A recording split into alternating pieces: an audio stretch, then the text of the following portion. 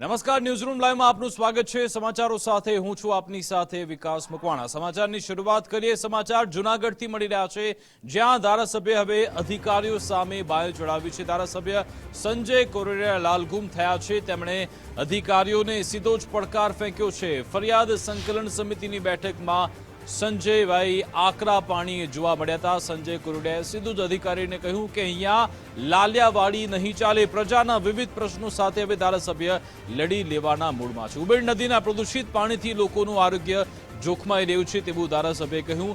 અધિકારીઓ ખોટા રિપોર્ટ બનાવી ગેરમાર્ગે દોરે છે તેવું પણ સંજય કોરડિયા કહેતા જોવા મળ્યા। ભવનાથ મહંતની નિમણૂકમાં પણ તત્કાલીન કલેક્ટરની ગેરરીતિ સામે આવી છે તેવું ધારાસભ્યએ કહ્યું।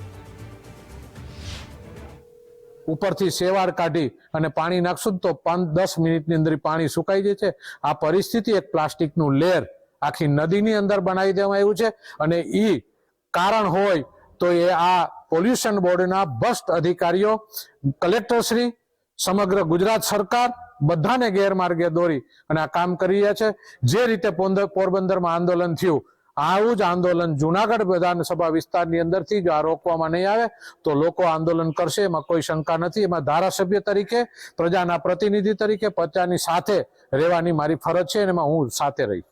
એટલે ટેન્ડર કરતા મૂળ રકમની અંદર જે કર્યું છે એ લડી અને પાછા એ જે તે અધિકારીઓ જવાબદારો એની ઉપર કાર્યવાહી થાય એવા તમામ પગલા લેવા માટે આજે કાર્યવાહી માટેના આ લડાઈ ચાલુ છે। સંતોની વચ્ચે ઝઘડા થવાનું મુખ્ય કારણ આવા ભ્રષ્ટ અધિકારીઓ ભ્રષ્ટાચાર કરી અને આવા નિર્ણયો કરે છે, એટલે આ ભવનાથ ક્ષેત્ર બદનામ થાય છે અને ભવનાથ ક્ષેત્રની અંદર આવા નિર્ણયોથી સંતો પછી આગળ પાછળ આવી વાતો ત્યારે ઝઘડાઓના પ્રશ્નો ઉભા થાય છે। એનું મૂળ કારણ હોય તો એ આ જિલ્લાના જે તે વખતના કલેક્ટર રચિત રાજ હતા અને એ ભ્રષ્ટાચાર કર્યું છે। એમના મુદ્દાની આજે ચર્ચા કરી છે, એમની તપાસ ચાલુ છે। જે યોગ્ય નિર્ણય હશે એ નિર્ણય આવશે।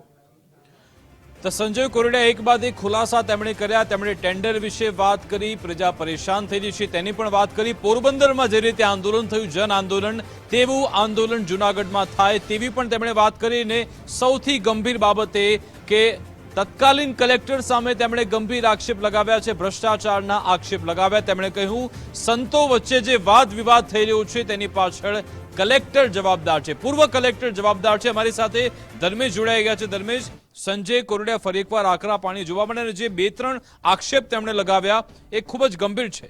વિકાસ, જૂનાગઢમાં જ્યારે વિકાસની કે સમસ્યાની વાત હોય તો સંજય કોરડિયા સામે જ હોય, પછી સરકાર હોય કે અધિકારી હોય, એ જેને કહે છે કે એના નિવેદનો એ પ્રકારના અગાઉ પણ જોવા મળ્યા છે। પણ આજે એમણે જે નિવેદન કર્યું છે એ બહુ મોટું નિવેદન થઈ જાય છે કે જે ટેન્ડરોમાં જે ગોલમાલ ચાલે છે કોર્પોરેશનમાં એ નહીં ચલાવી લેવાય। અને એ બીજી વાત એમણે ઉબેડના પાણીની કીધું તો ઉબેડના પાણીથી લોકોનું આરોગ્ય જોખમાય છે।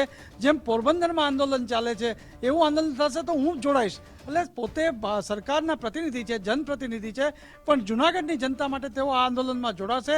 અને સૌથી ગંભીર વિકાસ વાત જે કરી કે ભવનાથની ગાદીનો, મહેશગીરી અને હરિગીરીનો વિવાદ આવે છે ત્યારે એમણે ચોખ્ખો આક્ષેપ એવો કર્યો છે કે તે તપાસ ચાલુ છે અને જે તત્કાલીન કલેક્ટર છે। આપણી સાથે સંજયભાઈ કોરડિયા જોડાઈ ગયા છે, તેમની સાથે જ વાત કરીએ। સાહેબ, આપનું ગુજરાત ફર્સ્ટમાં સ્વાગત છે। આપણે તબક્કાવાર વાત કરીએ। પહેલો આક્ષેપ તમે એ લગાવ્યો કે જે રચિત રાજ છે તેમના ભ્રષ્ટાચારને કારણે સાધુ સંતો વચ્ચે વિવાદ થયો છે। કેમ આપને એવું લાગી રહ્યું છે? જનરલી જે ભવનાથ મંદિરના સંતની નિમણૂક હોય છે એ એક પદ્ધતિથી થતી હોય છે અને વર્ષો થયા એમની સમય મર્યાદા હોય છે। કલેક્ટરશ્રી દ્વારા એમને દર વર્ષે એમને નિમણૂક કરવામાં આવે છે, એટલે એ વંશ પરંપરાગત હોય છે, અખાડા પદ્ધતિ હોય છે। અલગ અલગ ધર્મ ક્ષેત્રની અલગ અલગ પદ્ધતિ હોય છે।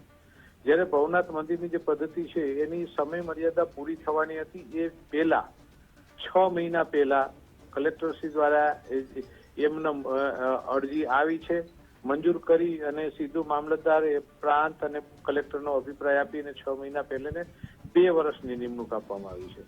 ખરેખર આ પદ્ધતિની અંદર કલેક્ટરશ્રી દ્વારા સૂચન આપવામાં આવે ત્યારે મામલતદાર દ્વારા જાહેરનામું બહાર પાડવામાં આવે છે અને આ વંશ પરંપરાગત અખાડા પદ્ધતિની અંદર જે પણ સંતો આવતા હોય એ પોતાની માગણીઓ મૂકતા હોય છે અને એ માગણીઓને આધારે પછી એમાં રૂલ્સ પ્રમાણે કાયદા મુજબ કેટલા થાય છે નક્કી, એ મુજબ એનું લિસ્ટ કલેક્ટરશ્રી પાસે જાય છે અને કલેક્ટરશ્રી ફરી એમાંથી જે યોગ્ય લાગે એમને નિર્ણય કલેક્ટરશ્રીને સત્તા હોય છે અને આપતા હોય છે। ફાર્મની અંદરથી ખાલી એમની અરજી આવી છે એટલે એમને અરજીને માન્ય કરીને 6 મહિના પહેલા કરી દીધું.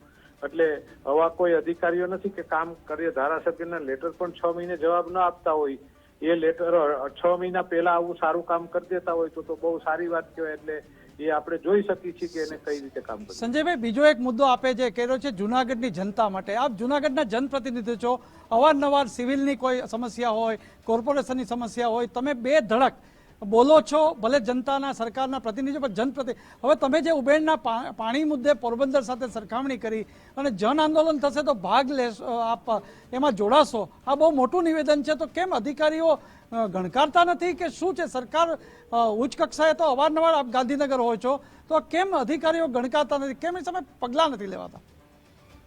જનરલી ઉબેણ નદીની અંદર જે લાલ પાણી આવે છે વિસ્તાર, કેમિકલ યુક્ત પાણી, એ કેમિકલ યુક્ત પાણી થી એ ઉબેણ નદીના કાંઠાના વિસ્તાર, જુનાગઢ વિધાનસભા વિસ્તારના ગ્રામ્ય વિસ્તારો આવે છે. અને એ ગ્રામ્ય વિસ્તારોની અંદર આજે પાણી લાલ થવા માંડ્યું છે. પાણી કેમિકલ યુક્ત છે, પીવા માટે પણ નથી, ઢોર પણ પીતા નથી અને ખેતીની જમીનો પણ ખરાબ થઈ છે. અને આપ જોઈ શકો છો પાણી જયારે બંધ થતું હોય છે ઉનાળાના સમયમાં, ત્યારે નદીની અંદર એક વ્હાઇટ કલરનું કેમિકલનું પડ આખું નદીની અંદર થઈ ગયું છે. એમાં પાણી આપ ઉનાળામાં મૂકો તો પણ પાણી સુકાતું નથી. એ પદ્ધતિથી, આખી પદ્ધતિથી અધિકારીઓ દ્વારા, કલેક્ટરશ્રી દ્વારા ફરિયાદ સંકલન દ્વારા પ્રશ્ન ઉઠાવતા એક ડેપ્યુટી ડીડીઓની કક્ષાના લેવલના અધિકારીઓની એક કમિટી બનાવવામાં આવી હતી અને કમિટીઓ દ્વારા પંચની સામે નમૂના લેવામાં આવે અલગ અલગ અને અલગ અલગ જગ્યાએ એમને મોકલવામાં આવે અને લે. એમની અંદર સ્પષ્ટ અભિપ્રાય ડેપ્યુટી ડીડીઓનો છે કે આ કેમિકલ યુક્ત પાણી છે, આનાથી નુકસાન થયું છે, આ પીવાલાયક પાણી નથી, જમીનની અંદર આ પરિસ્થિતિ છે, આ રોગો થયા છે, બધો રિપોર્ટ જ્યારે આપણે અધિકારીઓ દ્વારા, એમના પોલ્યુશન બોર્ડના અધિકારીઓ દ્વારા એવો દર વખતે સેમ્પલ લેવા જાય ત્યારે પોતે સેમ્પલ લઈ જાય છે. એટલે બિસ્લરી પાણી મોકલી દે એટલે સેમ્પલ મંજૂર જ થવાના છે. પંચની સામે ક્યારેય લીધું નથી. અને કલેક્ટરની બનાવેલી કમિટી છે એ એમ કે છે કે આ ખોટા રિપોર્ટ છે. અને પોતે આપેલા છે એ અધિકારીઓ પોતાની રીતે ડિપાર્ટમેન્ટના. બિલકુલ. હવે તમે આ મુદ્દો ઉઠાવ્યો છે, આશા રાખીએ કે સરકાર પણ આમાં ગંભીરતાથી ધ્યાન આપે ને પછી આ મામલાનો નિવેડો લાવવામાં આવે, સમસ્યાનું સમાધાન થાય. આભાર સંજયભાઈ, અમારી સાથે જોડાયા, વાતચીત કરી તે બદલ આપનો આભાર.